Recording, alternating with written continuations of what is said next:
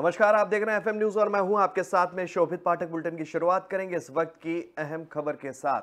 उत्तराखंड उच्च न्यायालय नैनीताल से हल्द्वानी स्थानांतरित किया जाएगा। बता दें कि केंद्रीय विधि एवं न्याय मंत्रालय ने उच्च न्यायालय को स्थानांतरित करने की सैद्धांतिक मंजूरी भी दे दी है।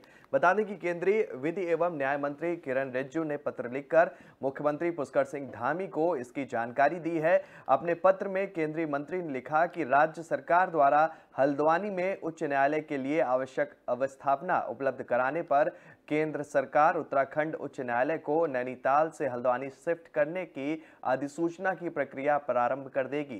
केंद्रीय मंत्री ने इस संबंध में राज्यपाल लेफ्टिनेंट जनरल गुरमीत सिंह और मुख्य न्यायाधीश न्यायमूर्ति विपिन सांघवी को भी पत्र लिखकर इसकी जानकारी दे दी है। बता दें कि केंद्रीय मंत्री ने अपने पत्र में राज्य सरकार के प्रस्ताव का जिक्र किया है।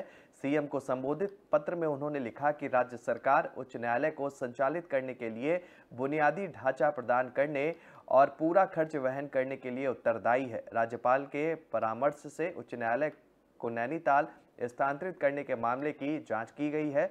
दोनों संवैधानिक प्राधिकारियों ने इस पर अपनी सहमति भी दी है। केंद्रीय मंत्री के मुताबिक उच्च न्यायालय के लिए बुनियादी ढांचे की उपलब्धता की पुष्टि के बाद राष्ट्रपति के अनुमोदन से अधिसूचना जारी हो जाएगी और मुख्य सीट अपने स्थान से काम करना शुरू कर देगी। बता दें कि हल्द्वानी में चिन्हित स्थल पर न्यायाधीशों और कर्मचारियों के लिए आवास सहित सभी आवश्यक बुनियादी ढांचा उपलब्ध कराने के बाद उच्च न्यायालय की मुख्य सीट को स्थानांतरित करने की प्रक्रिया आरंभ होगी।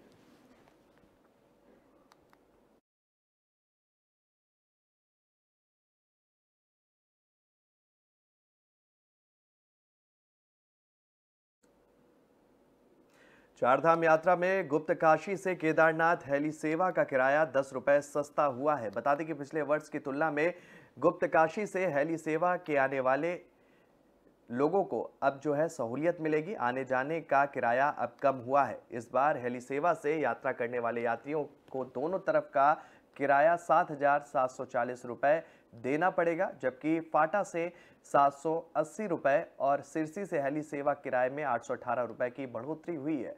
उत्तराखंड नागरिक उड्डयन विकास प्राधिकरण ने गुप्त काशी से केदारनाथ हेली सेवा के टेंडर खोले हैं और इसमें ट्रांस भारत और आर्यन एविएशन ने टेंडर भरा था। हेली सेवा के किराए को नियंत्रित करने के लिए सरकार ने टेंडर में ऊपरी सीमा निर्धारित की थी, जिसमें हेली कंपनियां अपनी मनमर्जी से किराया ना बढ़ा सकें। बता दें कि हेली कंपनियों ने किराए के लिए ऊपरी सीमा तय करने पर टेंडर में आवेदन नहीं किया था।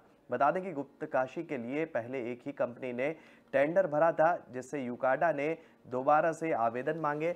शुक्रवार को टेंडर खोले गए, जिसमें गुप्त काशी से केदारनाथ हेली सेवा का किराया 7,740 रुपए तय किया गया। यूकांडा के सीईओ सी रविशंकर ने बताया है कि गुप्त काशी से केदारनाथ के लिए हेली सेवा के टेंडर में L1 में आने जाने का किराया 7,740 रुपए प्रति यात्री मिला है और अब तक फाटा, सिरसी और गुप्त काशी से हेली सेवा के 6 रूटों का आवंटन भी किया गया है। 3 रूटों पर कंपनियों ने 27 मार्च तक दोबारा टेंडर मांगे हैं।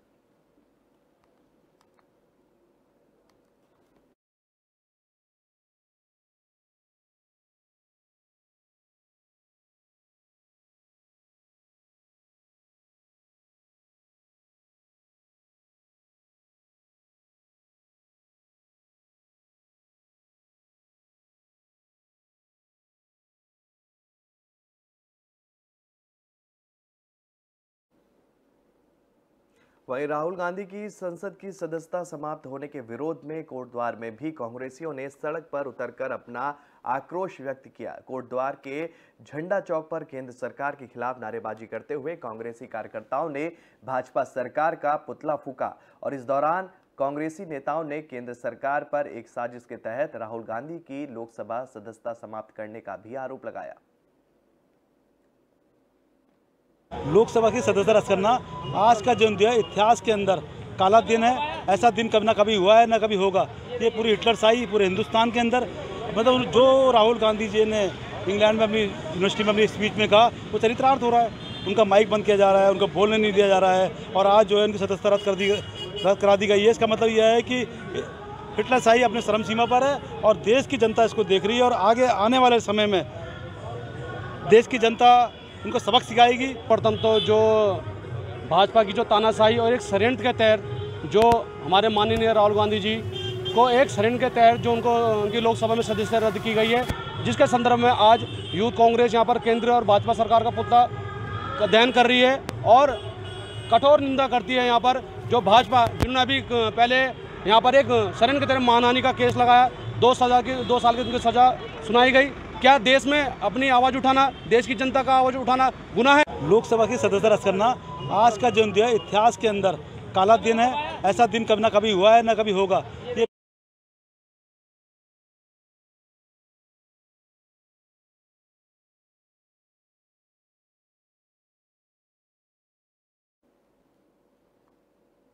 लोकसभा से राहुल गांधी की सदस्यता समाप्त होने के बाद उत्तराखंड कांग्रेस में भी इसको लेकर काफी आक्रोश है। देहरादून में युवा कांग्रेस के अध्यक्ष सुमित्र भुल्लर के नेतृत्व में युवा कांग्रेस कार्यकर्ताओं ने मशाल जुलूस निकालकर केंद्र सरकार के खिलाफ जमकर विरोध किया। कांग्रेस का ये जुलूस राजपुर रोड स्थित कांग्रेस मुख्यालय से शुरू हुआ और घंटा घर पर समाप्त हुआ। युवा कांग्रेस के प्रदेश अध्यक्ष सुमित्र भुल्लर ने कहा कि जिस तरह कांग्रेस के पूर्व अध्यक्ष राहुल गांधी की सदस्यता को समाप्त करने का काम किया गया है, वह स्वच्छ लोकतंत्र के लिए घातक सिद्ध होगा। सरकार लोकतंत्र की हत्या और विपक्ष की आवाज को दबाने का लगातार प्रयास कर रही है। विरोध प्रदर्शन किया गया, क्या कुछ कहना चाहेंगे? आज वर्तमान की सरकार लोकतंत्र की हत्या करने में लगी हुई है। ये नहीं चाहते कि विपक्ष की कोई भी आवाज सदन में गूंजे या देश में सड़कों पर गूंजे, तो इसलिए इन्होंने राहुल गांधी जी की सदस्यता खत्म करने का प्रयास किया है। पहले इन्होंने खत्म की है, पहले इन्होंने कई दिन तक सदन नहीं चलने दिया और ये देश के इतिहास में पहली बार होगा कि सत्ता पक्ष जो है वो सदन चलने से रोक रहा है। ये बहुत ही शर्मनाक है। ये लोकतंत्र को खत्म करना चाहते हैं और हम गांधी के अनुयायी हैं, गांधी को मानने वाले लोग हैं। हम डरेंगे नहीं, हम इस लड़ाई को आगे लड़ेंगे। विरोध प्रदर्शन 1 अप्रैल से उत्तराखंड में सरकारी केंद्रों पर गेहूं की खरीद प्रक्रिया शुरू हो जाएगी और इस साल सरकार ने पिछले साल की तरह ही 2.20 लाख मीट्रिक टन गेहूं खरीद का लक्ष्य रखा है। खाद्य मंत्री रेखा आर्या ने कहा है कि सरकार ने इस वर्ष गेहूं का न्यूनतम समर्थन मूल्य 2125 रुपये प्रति क्विंटल तय किया है। खाद्य मंत्री रेखा आर्या ने विधानसभा स्थित सभागार में विभागीय अधिकारियों के साथ बैठक कर गेहूं खरीद की तैयारियों की समीक्षा भी की। खरीद सत्र के 1 अप्रैल से 30 जून तक ये चलता रहेगा। उन्होंने अधिकारियों को अभी से सभी तैयारियों को पूरा कर लेने के निर्देश भी दिए हैं।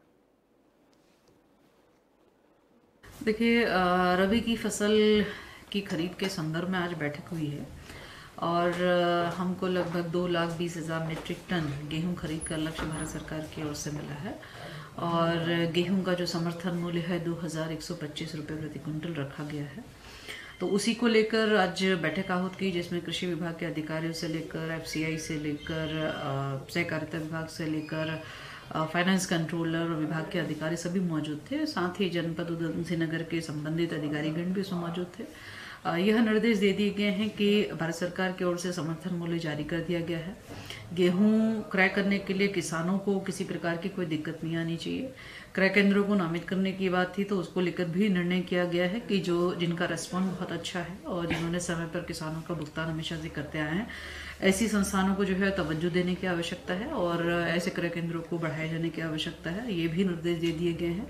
तो मैं मानती हूँ कि अब की बार का जो ये रबी खरीद फसल का जो सत्र रहेगा यह 1 अप्रैल से लेकर 30 जून तक का इसका समय है और मुझे लगता है कि हम अपने जो लक्ष्य हमको निर्धारित किया गया है उस लक्ष्य की प्राप्ति आराम से कर लें। देखिए, हाँ, किसानों को कम मूल्य पर गेहूं न बेचना पड़े या किसानों को कम मूल्य पर धान न बेचना पड़े, इसी के लिए केंद्र सरकार समर्थन मूल्य जारी करती है और जो समर्थन मूल्य है वो गेहूं का 2,125 रुपये है। इसीलिए क्रय केंद्र स्थापित किए जाते हैं, चाहे वो कोऑपरेटिव की तरफ से क्रय केंद्र बनाया जाए, चाहे वो विभाग की ओर से क्रय केंद्र बनाया जाए या किसी प्राइवेट संस्थान की ओर से बनाया जाए। तो हम लोग की ये कोशिश रहती है कि हमारे गेहूं के किसान हो या हमारे चावल के या धान के किसान हो, वो क्रय केंद्रों पर आए और अपने निश्चित समर्थन मूल्य के पर आधारित जो है अपनी गेहूं की कीमत ले। तो उसको हम लोग सुनिश्चित करें। किसान बहुत जागरूक है और उसके रेट्स वगैरह सब क्रय केंद्रों के बाहर लगे हुए होते हैं, तो किसी किसान को जो है किसी प्राइवेट में कम मूल्य पर बेचने की आवश्यकता नहीं है। जो निर्धारित मूल्य है उसी मूल्य के अनुसार जो है क्रय केंद्रों से गेहूं खरीद की जाएगी, इसलिए वह निश्चिंत रहे।